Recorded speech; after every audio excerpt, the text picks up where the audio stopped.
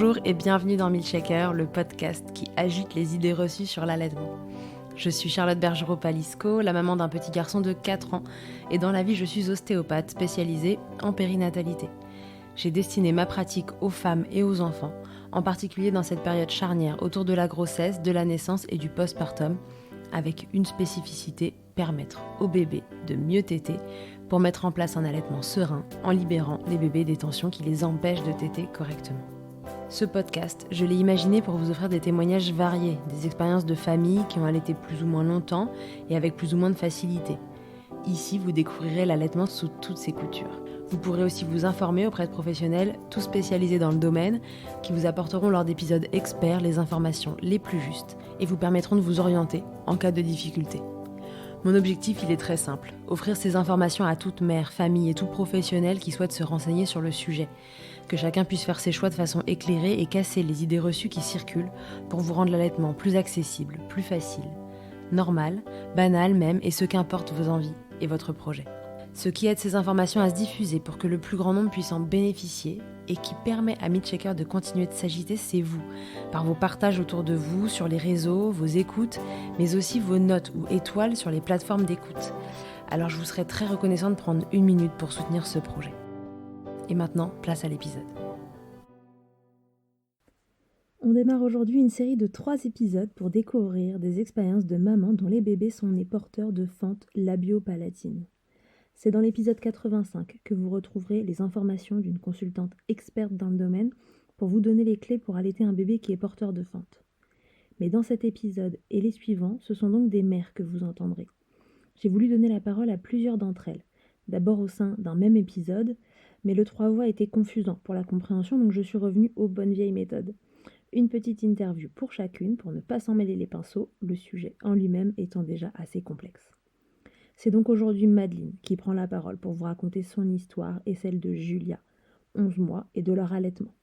Cet allaitement, c'est une histoire de famille, comme dit Madeleine, une aventure qui fonctionne tant que ses 4 membres s'y retrouvent.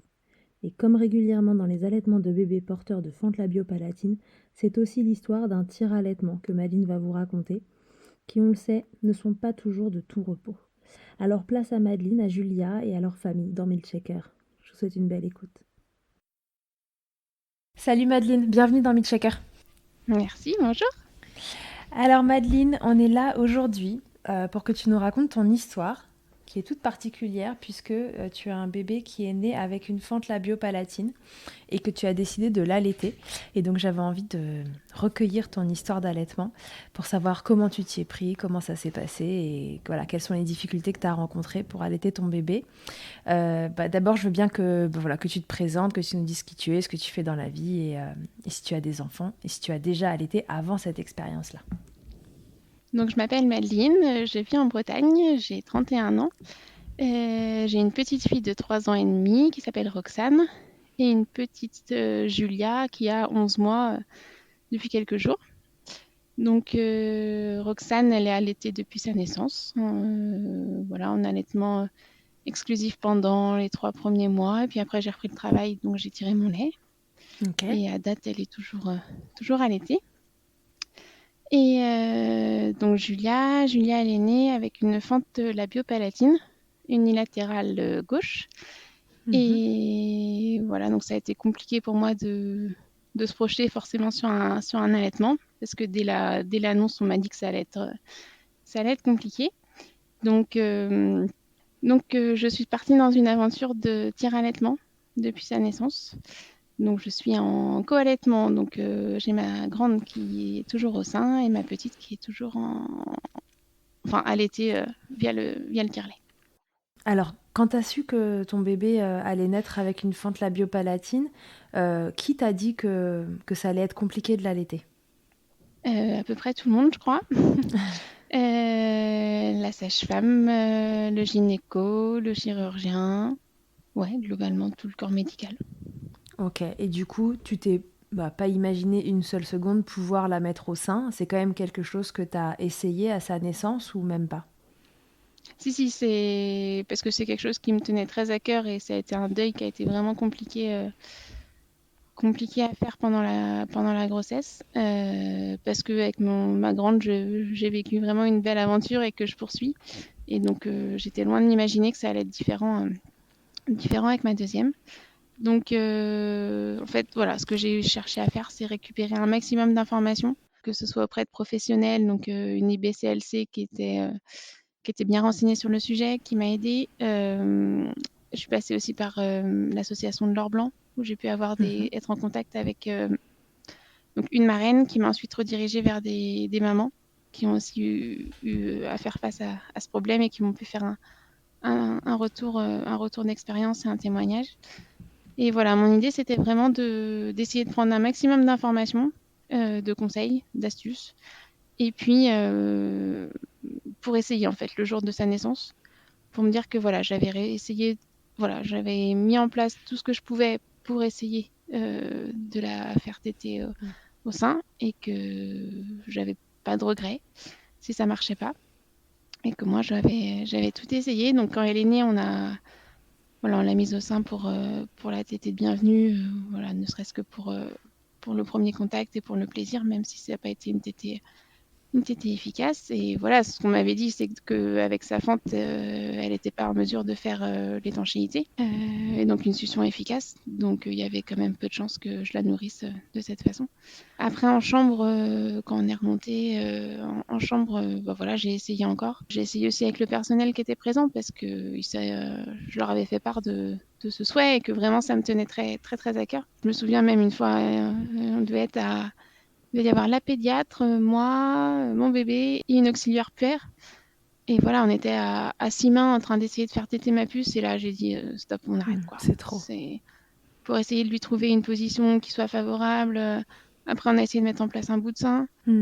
Enfin voilà, elle s'énervait. Moi, j'en profitais pas du tout. Plus elle s'énervait, plus elle avait faim. Et on est rentré dans un truc où, voilà, soit je lui proposais pas au bon moment. Et quand je lui proposais, c'était trop tard. Elle avait déjà trop faim. Enfin voilà, on n'a pas réussi en tout cas à trouver notre rythme de croisière. Donc très rapidement, dès le lendemain, en fait, je suis partie dans une aventure de tir allaitement. Alors du coup, ce tir allaitement, tu l'as mis en place voilà, dès J2 finalement. Comment se nourrit Julia pour cet allaitement? Avec quel contenant elle prend le lait? Alors, au tout début, on a essayé avec la pipette. Ça marchait bien, mais on a été assez limité en termes de quantité rapidement. Et oui. Après, on est passé à la seringue. Pareil, la quantité limite. On a essayé la soft cup, mais on n'a pas trouvé ça hyper pratique. Ça en mettait un peu partout. Je sais pas si c'est l'effet de la fente ou pas, mais enfin voilà. Et je voyais mon lait qui coulait en dehors de sa bouche et franchement, j'avais tellement de mal à le tirer déjà que ça me faisait trop mal au cœur. Donc, j'ai dit stop. Même pour elle, fallait la changer et tout. Elle était mouillée, ça n'avait pas d'intérêt. D'accord. Donc, c'est pareil, assez rapidement, en 3-4 jours, on est passé au biberon, ce qu'ils appellent le spécial NID, là, avec la tétine Haberman. D'accord. Qu'est-ce que c'est que cette tétine? Elle vient d'où? Qu'est-ce qu'elle a de particulier? Donc, c'est la tétine spéciale NID, la tétine Haberman de chez Medela. Donc, en fait, c'est une tétine rallongée avec une valve. Et en fait, la personne qui donne le biberon, donc elle peut faire venir le lait dans la tétine.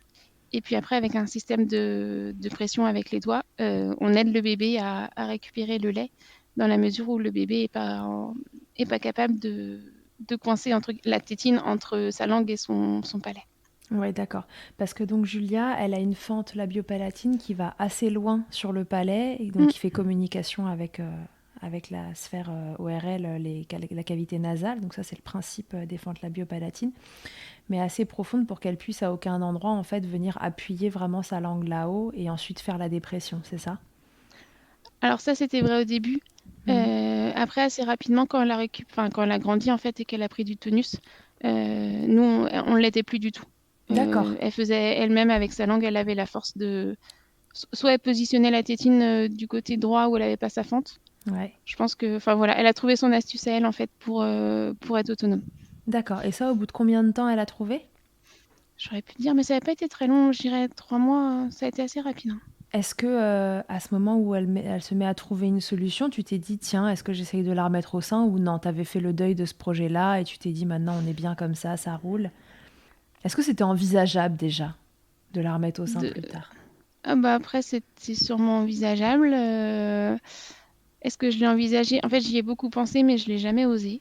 Parce que déjà, ça demandait une énergie folle entre ma grande, Ouais, qui est encore au sein, le tire-lait qui revient toutes les 3 heures, ouais. plus lui donner le bib. Voilà, c'était un rythme quand même hyper effréné. Euh, Ça a été hyper difficile pour moi à J+2, J+3 là, de lui donner le biberon, parce que Mhm. clairement, j'en avais pas envie. Ah ouais. Et il a fallu que je chemine. J'avais pourtant cheminé pendant la grossesse, mais pas suffisamment à l'époque pour, voilà, pour me dire qu'effectivement, elle allait pas y arriver comme moi je l'avais souhaité et Mhm. qu'il allait falloir qu'on trouve notre système à toutes les deux. Et avec, voilà, avec toute cette énergie qui a été mise en place, j'ai pas, voilà, faute de temps ou faute de savoir comment faire, j'aurais bien aimé faire ne serait-ce que de la tétée câlin, parce que finalement, je sais qu'elle n'arrivera pas à se nourrir comme ça, mais voilà, j'ai pas trouvé le moment, j'ai pas trouvé la façon de le faire. J'ai D'accord. peut-être pas osé non plus, et parce qu'on était partis dans une relation complètement différente. Voilà, voilà, Mhm. après, quand elle est quand même dans mes bras, hein, quand elle prend le biberon, hein, c'est pas le souci, mais il n'y a pas voilà, ce côté contact direct, en tout cas. Voilà. En tout Et cas, tu avais cheminé dans un sens et il était plus trop question de recheminer dans l'autre. c'est ça. Alors après, voilà, les dents ont poussé aussi. Et ça m'a fait peur. Enfin, je suis pas rassurée pour le coup Mhm. de la remettre au sein. Voilà. Après, c'est encore quand même quelque chose que j'ai dans un petit coin de ma tête, que Ouais. j'ai pas totalement abandonné. J'ai vu une orthophoniste la semaine dernière dans le cadre du suivi pour Julia, et voilà, elle me proposait éventuellement au prochain rendez-vous là au mois d'avril d'essayer de refaire voilà, ne serait-ce qu'un contact ou une mise au sein pour la partie câlin. Ok. Au moins essayer. En fait, je sais pas comment m'y prendre en fait, D'accord, tout oui. Là, simplement. tu as besoin d'accompagnement si jamais Mm. tu tentes quelque chose comme ça. Et je sais pas vers qui me tourner pour le coup, pour avoir de l'accompagnement. Bah, vers ton IBCLC qui était spécialisé là-dedans, non? Ouais, après elle est pas sur place. Enfin, Ah oui. je peux pas Hmm. la voir physiquement en fait. Je crois que j'ai besoin de quelqu'un à côté de moi qui me guide un peu. D'accord. Mon Ok. instinct de maman me fait un peu défaut là. Ouais, d'accord. Bah, c'est vrai que c'est difficile quand en plus t'as allaité ta première. T'allaites toujours ta première et tout a été beaucoup plus simple, j'imagine, que là. Alors ça fait un peu perdre confiance dans ce qu'on Mm, sait faire, c'est ça. Hmm. mm. Concernant le suivi, justement, là, tu en parlais de Julia, les éventuelles opérations qu'elle a, enfin les opérations qu'elle a ou qu'elle va avoir, comment ça se passe pour elle? Alors Julia, elle s'est fait opérer à 7 mois, Ouais. donc à Rennes, avec fermeture donc du palais mou, donc le Mhm. fond du palais, Oui. et reconstruction de la lèvre et de la narine. D'accord. Donc suite à ça, elle a eu 4 mois de conformateur, donc c'est un petit module en plastique qu'on met dans les deux narines pour éviter qu'elle s'affaisse et qu'on D'accord. maintient avec un scotch sous le nez. Pendant 4 mois? Ouais, Ah, donc c'est là long. tu vois, on est le 7 mars et on l'a enlevé samedi et c'est trop Ah le ouais. pied. Ah oui, génial. parce que parce qu'en fait on profite enfin de son visage. Ouais, d'accord. Oui, parce que du coup, la Voilà. première reconstruction qu'elle a eue, ça aura été à 7 mois. Parfois, ça arrive plus tôt, en particulier au niveau de la lèvre. Ils peuvent Mm. essayer de reconstruire plus tôt, mais pour vous, ça aura attendu 7 mois. Donc, en fait, tu viens de redécouvrir ton bébé, là. Ouais, alors après le conformateur, on le changeait et parfois il tombait, et quand il tombait, on l'enlevait pour le remettre, mais c'est pas pareil quoi. Voilà. Ok. En termes d'alimentation, pour elle, l'opération a changé quelque chose ou vous êtes resté sur le même rythme et ça s'est bien passé? Elle est toujours avec cette même tétine qui fonctionne pour elle? Alors on est toujours avec cette même tétine parce qu'elle fonctionne Mhm. pour le coup et que le chirurgien nous a dit que qu'on pouvait continuer avec. Mhm. De toute façon, elle a toujours sa fente au niveau du palais dur. Ouais. Donc voilà, il manque toujours un endroit pour qu'elle puisse faire une tétée, même avec le biberon, je veux dire qu'elle puisse appuyer facilement. Et puis ça marche. Donc je t'avoue que on Oui. n'a pas cherché autre On chose. va pas changer Voilà. une équipe qui fonctionne, ouais, bien sûr. Ouais, ouais, non, ça marche et c'est son repère. Donc Hmm. voilà, on est toujours avec ce système-là. Ok, très bien. Elle a d'autres opérations qui viennent prochainement. C'est quoi la suite pour elle? La suite, c'est de refermer le palais dur. Donc là, j'attends des nouvelles du chirurgien. Et je pense elle repasse sur la table d'opération dans 6 mois, entre 6 mois D'accord. et 1 an. Mm. Ok. Et en parallèle de ça, tu as un suivi avec une orthophoniste, tu disais? Alors oui, qui démarre tout juste, pardon, Ouais. pour vérifier alors son alimentation, Ouais. Oui, j'allais te le poser la positionnement de... question de la Ouais. diversification au milieu de tout ça, puisque Elle a 11 mois, donc tu as déjà commencé toute la diversification, j'imagine. Oui, alors avec ma grande, on avait fait la DME. Ah. Voilà, donc là, pareil, il faut tout réinventer. J'ai pas eu la réponse de savoir si je pouvais le faire ou pas avec Julia. D'accord. Je n'ai pas su à qui poser la question, et voilà. Et puis, on avait quand même l'impression du fait qu'il fallait qu'elle s'alimente à la cuillère pour sa première opération, pour que si elle refuse le biberon, on puisse quand même l'alimenter avec de la compote ou avec de la purée à la cuillère, en fait. Donc, on a démarré comme ça son alimentation. Avant son opération, elle avait 6 mois à peu près. Et 5-6 mois, et ça s'est toujours très bien passé. Ça lui plaît? Ouais, ça lui plaît. Ouais, non, ça lui plaît. Et donc, en fait, voilà. Donc, au départ, c'est nous qui lui donnions à manger pour l'opération. Comme ça, elle était prête le jour J. Elle était entraînée, entre guillemets. Après, elle a eu son opération. Elle a très vite remangé. Et puis, voilà, depuis quelques semaines, on la laisse manger assez rapidement. En fait, on a essayé de la laisser manger par elle-même. D'accord. Donc, on est sur un semblant de DME. Voilà, une formule un peu hybride, là, où elle en met quand même partout. Mais on n'est pas sur... voilà, je suis pas sur des grosses têtes de brocoli, et je suis pas sur des gros morceaux qui pourraient peut-être se coincer ou pas, je sais pas. Mais en tout cas, voilà, elle se nourrit par elle-même, et elle mange des morceaux tendres. Oui, bah de toute façon. Ah oui, bah, c'est vrai qu'à ce stade-là, classiquement, les bébés commencent à prendre des morceaux qui sont moins tendres, etc. Mais là, tu es resté sur les textures très fondantes, en fait, c'est ça, qui se transforment vraiment en Après, purée. c'est peut-être moi, hein. C'est peut-être moi en tant que maman qui freine, hein. Mais C'est difficile à peut-être dire, qu'elle en est peut-être. capable, en fait. Ouais, et peut-être que l'orthophoniste, elle va pouvoir t'aiguiller là-dessus aussi. Donc du coup, bon, l'opération suivante, tu dis peut-être dans 6 mois. L'orthophoniste, il y a d'autres suivis qui sont mis en place pour l'instant ou c'est déjà pas mal? Ce matin, on était chez l'ORL, Ouais. parce qu'il y a une fragilité aussi au niveau des oreilles, vu que voilà, tout ça, ça communique à l'intérieur. C'est-à-dire qu'elle fait plus d'otite? Alors, elle pourrait en faire. Moi, elle m'en a jamais déclaré, en tout cas. J'espère que le lait maternel aide un peu, hein, j'avoue. J'ai ça dans un petit coin de ma tête, mais Bien voilà. sûr. Voilà, elle m'a jamais rien déclaré. Ce matin, en allant chez l'ORL, elle lui a quand même trouvé une otite. Donc voilà, à surveiller, et si besoin, il y a pose d'aérateur à la prochaine opération. D'accord, oui, ils peuvent tout combiner. C'est l'idée. Ok, très bien. Mm. Est-ce que tu as pensé à un moment, que ce soit pendant la grossesse ou au moment où c'était compliqué au démarrage, à ne pas l'allaiter du tout et à ne pas te lancer dans ce tir-allaitement qui, j'imagine, ne ressemblait pas du tout à l'aventure imaginée de base? Ou est-ce que pour toi, c'était simplement une évidence que peu importe la manière, mais il fallait que tu l'allaites? Ouais, c'est la deuxième solution, en fait. Je l'avais fait pour ma fille, ma première. Et ouais, je voulais à tout prix le faire pour Julia. Je voulais d'autant plus le faire que je savais qu'après, derrière, pour son opération, en termes de cicatrisation et tout ça, ça allait l'aider. Donc l'objectif numéro 1, c'était déjà 6 mois. Enfin, 6 mois pour en tout cas jusqu'à son opération qui était prévue à ces 6 mois. Je savais dans quoi je m'engageais, oui et non. Parce que du coup, du tir-allaitement, j'en avais fait au boulot pour ma grande quand j'avais repris. Mais voilà, c'était une fois le midi et une fois dans l'après-midi. Et encore après, c'est assez rapidement tombé en période de confinement, donc je le faisais plus parce qu'elle était avec moi. Mais c'était clairement la corvée, quoi.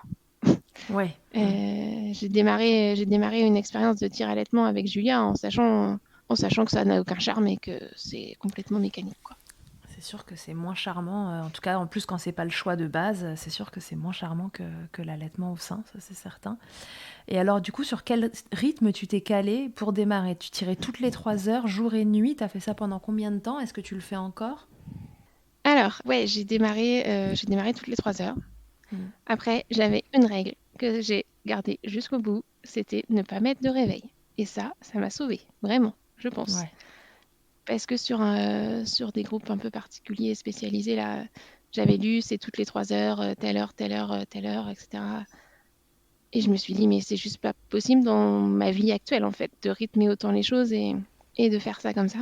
Donc surtout, enfin voilà, la journée, je suivais quand même, j'avais mon horloge, mais la nuit, je laissais faire mon horloge biologique. Ouais, et l'horloge de ton bébé, j'imagine. Oui, aussi, qui me rattrapait si besoin. Ouais, c'est ça. Parce que dans les démarrages, un nourrisson ne te laisse pas vraiment faire des nuits monstrueuses. Donc, c'est ça. Bah là, du coup, c'est là où, en fait, ce tir-allaitement, c'est une aventure de famille. Parce que certes, je suis au centre, mais ça marche parce que mon bébé a accepté le lait. Mon lait a accepté aussi mon lait décongelé par la suite, ce qui était quand même Ouais. pas gagné au début. J'avais plein de stocks au congèle et elle en voulait pas. Ah, Et c'est là, vrai, c'était elle faisait partie de ces bébés qui voulaient pas du lait congelé parce qu'il avait un goût particulier. ouais. T'as fait quelque chose pour remédier à ça? Je crois qu'on dit qu'il faut le chauffer, tu sais, à 60 degrés avant de le congeler. Est-ce que tu Ouais, as alors mis en ça, place une c'était pareil. stratégie différente ou... C'était c'était ingérable, quoi. Enfin, Ouais, en bah termes oui. d'organisation, je pouvais pas. Voilà, Ouais, c'est l'horreur. ça passait pas. Et elle a fini par accepter, du coup, spontanément. Elle a fini par accepter. Alors, moi, ma solution, ça a été de lire à un moment quelque part que ça pouvait marcher dans le premier bip du matin, parce que c'est celui où elle est le moins éveillée et qu'elle a faim. D'accord. Et en fait, c'est ça qui a permis de déclencher qui a été le déclic. Ok, et après, elle a accepté, donc du coup, t'as pu lui refiler tous tes stocks. Ah oui, parce que ça, c'est quand Mm. même la plaie, t'as des stocks de dingue et bébé n'en veut pas. Oui, j'imagine un peu C'est la ça. frustration. Ouais. Et aventure de famille aussi. Parce que j'ai ma grande, en fait, qui est toujours au sein et qui, quand j'ai la flemme de tirer, eh ben, elle sait me soulager. Quand je dois partir en voyage ou en rendez-vous, bah, c'est pareil, elle sait prendre le relais si besoin. Du coup, j'ai pas fait d'engorgement. Enfin, voilà, Oui, ça et puis même, elle a dû entretenir cette la stimule à lactation. fond. Bah, Ouais, bien c'est sûr, ça. ouais, C'est parce ça. que C'est ça. enfant vs tire-lait, c'est quand même toujours la succion d'un bébé qui gagne, en tout cas si elle est correcte, pour bien stimuler un sein. Donc elle a dû vachement t'aider à entretenir tout ça. Ouais. Donc voilà, c'est une aventure à quatre, quoi. Ouais. Et puis ton conjoint qui t'a aidé beaucoup, j'imagine, qui a pris le relais aussi sur la gestion autour. Ouais, ma grande difficulté, en fait, c'est qu'une fois que je suis accrochée à mon tire-lait, c'est comment je gère mon bébé Mais et oui. comment j'avance mes sujets. Parce que accrochée à mon tire-lait dans ma chambre, sur ma table de chevet, autant te dire que je faisais rien. Enfin voilà, je peux rien faire. Même prendre mon bébé pour lui donner le biberon, je trouvais ça hyper compliqué, quoi. Je pouvais pas aller la chercher dans sa nacelle. Je pouvais pas même la positionner sur mes genoux pour lui donner le bib. Alors voilà, quand j'avais pas le choix, je le faisais, mais c'était hyper sportif et pas intéressant pour elle, pas intéressant pour moi. Enfin voilà, vraiment très mécanique, quoi. Ouais, très Parce qu'elle mécanique. était pas contre moi. Enfin, Est-ce que tu as envisagé à un moment, tu sais, ces tire-laits compacts là, qui sont sans fil maintenant, qui font? alors non, parce que je les connaissais pas ceux-là, mais que je trouve très bien. C'est vrai que c'est royal, hein. Enfin, ça aurait résolu mon problème, quoi. Mais du coup, ma solution, moi, ça a été voilà, un tire-lait plus nomade, le swing là de chez Medela. Ouais. Et du coup, je le mets dans un sac banane. Hmm. Et puis, ben, j'étends mon linge, je fais ma cuisine. C'est toujours pas pratique pour donner le bib à mon bébé. Ouais. Mais au moins, t'es pas branché à une prise. Mais je suis pas branchée à une prise. Je suis pas toute seule dans ma chambre. Je peux déjeuner avec tout le monde. Je profite des trajets voiture. Ça, c'est royal aussi. Ouais. Voilà, ça a fait partie de mes solutions. Ok, donc du coup, t'es resté sur du 3 heures la journée, actuellement? Non. Non. Là, t'as calmé Non, le parce rythme. Elle que n'a pas les mêmes besoins en plus en lait qu'au démarrage. ouais, je pense. Et puis non, c'est juste. Enfin, j'ai donné, quoi. Là, faut que je souffle et que je retrouve Faut que je retrouve je reprenne de l'air, en fait. Enfin, Ouais. c'est hyper dur comme aventure. Ah bah ouais, je veux bien te croire, je t'admire. Mais du coup, à quel moment t'as commencé comme ça à dégraisser? Est-ce que c'est peut-être après l'opération, tu vois, après cette première opération où tu t'es dit, allez, on va pouvoir commencer à souffler une fois qu'elle a cicatrisé? À quel moment tu t'es dit, allez, là, je récupère un petit peu de souffle pour moi, de ma vie, de mon indépendance? Peut-être aussi avec 2 enfants, l'indépendance, c'est tout un concept, mais, mais quand même, à quel moment, tu vois, tu as pu prendre un petit peu de recul par rapport à ça? Je pense que assez mécaniquement, déjà la nuit, je pense que au niveau de on parlait d'horloge biologique, mais je pense que quand Julia a allongé chez nuit, moi aussi. Ouais. Et donc déjà là, j'ai le tirage de 3 heures qui s'est arrêté assez rapidement. Enfin, assez rapidement, ouais, peut-être au bout de 2 mois, quoi. Genre, c'était terminé. Et puis, quand est-ce que j'ai freiné, je sais plus, mais là, à l'heure d'aujourd'hui, je suis sur un tirage le matin au réveil, un le midi et puis un le soir. D'accord. Ouais, Voilà. donc tu tires Et 3 à fois ça, dans la journée. j'ajoute ma grande qui tète à son réveil et qui tète le soir en rentrant. D'accord. Donc je suis encore à un rythme. Et puis de toute façon, ma lactation baisse aussi.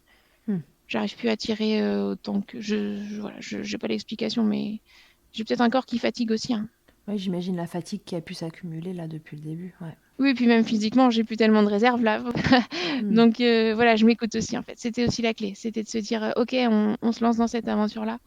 Mais quand il y en a un de nous quatre qui pour une raison ou une autre n'arrive plus à suivre le rythme, Ok. on s'écoute et on s'écoute et on lève le pied, quoi. Ok, super. Et alors là, dans un monde idéal, combien de temps tu continuerais de tirer pour l'allaiter Julia? Tant que je le vis, tant qu'on le vit tous suffisamment bien. Ok. Clairement, l'objectif, il est atteint. Donc là, c'est du bonus maintenant. C'est du bonus. Je reprends le boulot dans une semaine. Ah oui. Enfin voilà, j'ai donné, je pense, et du coup, Ouais, là, il est temps de récupérer vraiment l'équilibre pour que tu sens que Ouais. voilà, tu as donné plus un peu que ce que tu pouvais à un instant T où ça te semblait indispensable de le faire pour elle. Là, tu sens que voilà, elle grandit, première opération passée, etc. Et tu te dis que voilà, c'est le moment maintenant de rééquilibrer la balance pour te préserver toi. Ouais, c'est ça. Ouais, mais Exactement. c'est hyper intelligent comme façon de faire parce que c'est vrai qu'après, une fois qu'on est dans le truc, on se dit peut-être aller encore un peu plus, encore un peu plus, encore un peu plus. Et en effet, faut que tu te respectes toi. Et puis, l'équilibre de la famille, c'est hyper important. Elle a quasiment 1 an et elle est toujours allaitée. Donc et elle n'a pas de préparation commerciale pour nourrissons. Elle est que au lait maternel. Ce que tu tires Mm. suffit avec la diversification. Bah, génial. Non, mais là, j'épuise mon stock du congèle, si tu veux. J'arrive plus à. Je tire pas à hauteur de ses besoins aujourd'hui. Et t'as encore du stock. Ouais, Ah oui, donc il y avait quand même un sacré stock. je mettais 1,2 litre. Je crois que je mettais 1,2 litre au congèle par jour au tout début, hein. Ah ouais. Ah ouais, j'étais en hyperlactation. Enfin, oui, au tout début, oui, oui, oui. Oui, oui. On t'avait placé en hyperlactation exprès, enfin tu vois, ça a été une démarche consciente de te mettre en hyperlactation au démarrage pour forcer la machine et qu'il y ait tout ce qu'il faut pour Julia, ou c'est toi qui fonctionne comme ça et ça avait été un peu pareil la première fois? Enfin, en fait, mon tir allaitement, je l'ai fait toute seule, sans être vraiment encadrée. Et Mhm. c'est le jour où j'ai eu mon rendez-vous sage-femme pour la rééducation du périnée, où je lui en ai Ouais. parlé. Et elle m'a dit, waouh, faites attention quand même, en fait, parce que c'est aussi vos minéraux, vos sels, Mm.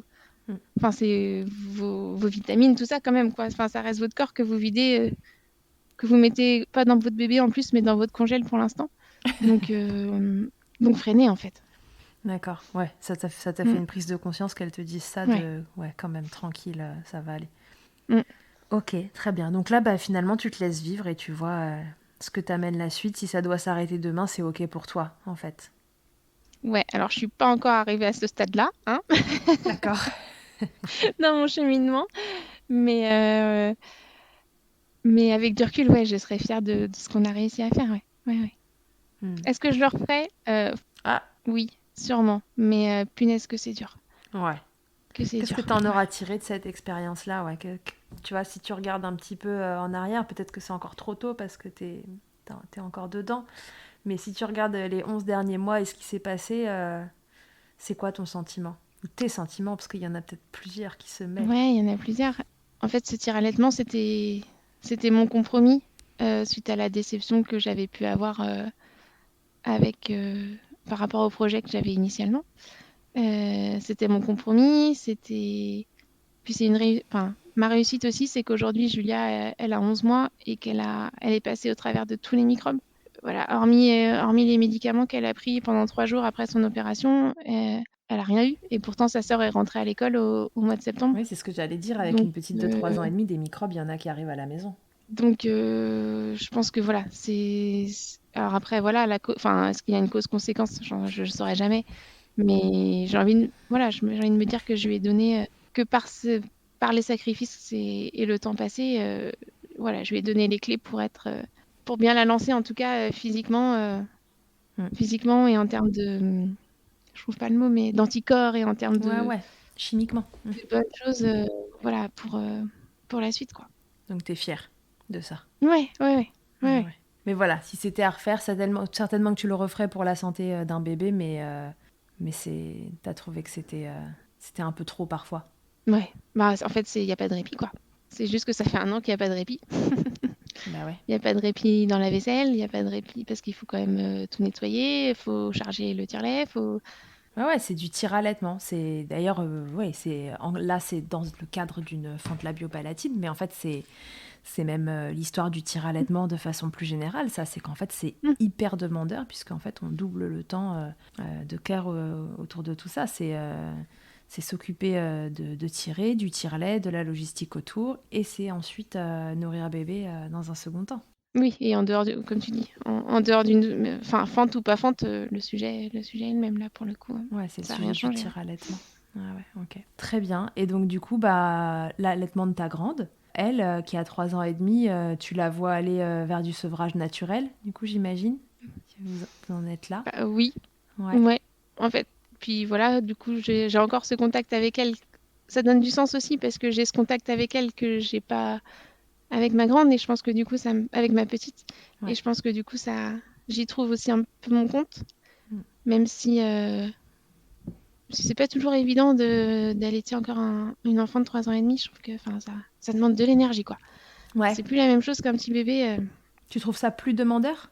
Ouais, dans sa façon de faire, je pense, avec ses mains. Ouais, je trouve que ça me demande beaucoup d'énergie, en fait. Ouais. D'accord. Ouais. Et puis elle est plus lourde, faut la porter, faut. Enfin, ouais, elle bouge un peu plus. Ouais. Et puis je me pose pas trop de questions. Là, là, elle est pas capable d'arrêter. Ça lui permet de démarrer sa journée en douceur pour l'instant. Ok. Donc voilà, non, je la laisse faire. Et puis le soir, c'est les retrouvailles. Enfin, voilà, je sens qu'elle en a encore besoin. Donc pour l'instant. Tu suis son rythme, et puis Ouais, c'est ça. un peu comme pour ton tir-allaitement, tu t'écouteras quand même pour voir si à un moment, toi, ça ne te convient plus, tu aviseras. Oui, après, elle a son âge, c'est facile, en fait. Enfin, voilà, soit elle tête, soit elle tête pas. Moi, ça change pas grand-chose, en fait. Donc. Bon, super. Merci, Madeleine, de nous avoir raconté ça. Si à l'occasion, tu veux nous donner la suite des événements, t'hésiteras pas à me laisser un petit message sur la boîte vocale de Milkshaker, et on le raccrochera à cet épisode-là pour savoir comment ça évolue et cette autre opération. Et est-ce que toi, tu laisses à un moment ce tir-allaitement de côté pour te retrouver complètement, plus la reprise du travail qui va arriver, ça va faire quand même pas mal de changements là qui débarquent. Et du coup, Julia va être gardée. Est-ce que la prise du biberon, c'est quelque chose de ce biberon-là, pardon, c'est quelque chose de facile à faire, et que l'assistante maternelle avec qui elle est au fait de tout ça, comment vous vous y êtes pris? Ça, c'est intéressant. Eh ben, écoute, je l'ai laissé la première fois il y a 1h30. Ah, d'accord. Et j'ai montré à l'assistante maternelle il y a 1h30. Donc, D'où le fait qu'on puisse tourner cet épisode. donc voilà, je pense que je suis partie et qu'elle a réussi. C'est un coup de main à prendre. C'est Mais, accessible à tout le monde. Rien de sorcier, ouais. Ok, très bien. Et l'assistante maternelle elle avait déjà eu un bébé porteur de fente labiopalatine, ou jamais? C'est une première expérience pour elle? T'as pas senti que ça l'inquiétait particulièrement? Non, du tout. Et puis c'est même une première expérience parce qu'elle débute dans le métier. D'accord. Mais c'est vrai que ça faisait partie de mes craintes quand j'ai cherché une assistante maternelle il y a 1 an et demi, il y a 1 an. Et voilà, je le précisais bien quand j'appelais avant de les rencontrer, parce que c'est vrai que si ça peut freiner, forcément. Que ce soit pour le biberon et aussi pour l'alimentation, pour le coup. Ouais. Ok, écoute, hâte de savoir la suite. On te souhaite une bonne reprise du travail, que la garde de Julia se passe bien, et puis surtout que tu continues de chercher et de trouver l'équilibre entre cet allaitement qui est très prenant et ta vie à toi et ton corps que tu as besoin de récupérer. N'hésite pas à nous raconter la suite dans des petits vocaux, et je le raccrocherai à ça. Et merci beaucoup d'avoir raconté tout ça. Je pense que ça pourra aider des mamans qui auront, tu vois, ce diagnostic pendant la grossesse, etc. Et de savoir comment envisager la suite. Ça fera une expérience parmi d'autres. Et comme vous avez tout en plus des prises en charge qui sont très différentes autour de ces fentes labiopalatines, je trouve que c'était important de venir prendre différents témoignages. Merci à toi. Et puis je te dis à très vite. Ça marche. Merci d'avoir écouté cet épisode. S'il t'a plu, je te rappelle que tu peux t'abonner, noter sur ta plateforme d'écoute préférée et faire voyager ce podcast pour que l'information circule au maximum. Si tu te rends sur milkshaker.fr, tu trouveras tous les épisodes depuis 2020. Ils sont là pour t'apporter toujours plus d'informations et de transmissions autour de l'allaitement maternel. Si tu préfères lire ou bien que tu es coincé sous un bébé qu'il ne faut pas réveiller, sache que tu y trouveras aussi le blog de Milkshaker. Chaque semaine, c'est un article qui sort pour avoir accès aux informations délivrées par des professionnels du podcast, et plus encore. Enfin, si tu me cherches en tant qu'ostéopathe pour toi ou pour ton bébé, tu peux me retrouver à Suresnes dans les Hauts-de-Seine au centre IG4U que j'ai créé en 2020, sur mon site internet charlotte-bergerot.fr, et pour la prise de rendez-vous, ça se passe sur Doctolib. On se quitte en musique avec Emma et son titre Blinded, écrit et composé en collaboration avec Nemen. À très vite pour un nouvel épisode et d'ici là, n'oubliez pas, prenez soin de vous, milkshaker autant que vous le voudrez et bousculons ensemble les idées reçues sur l'allaitement maternel.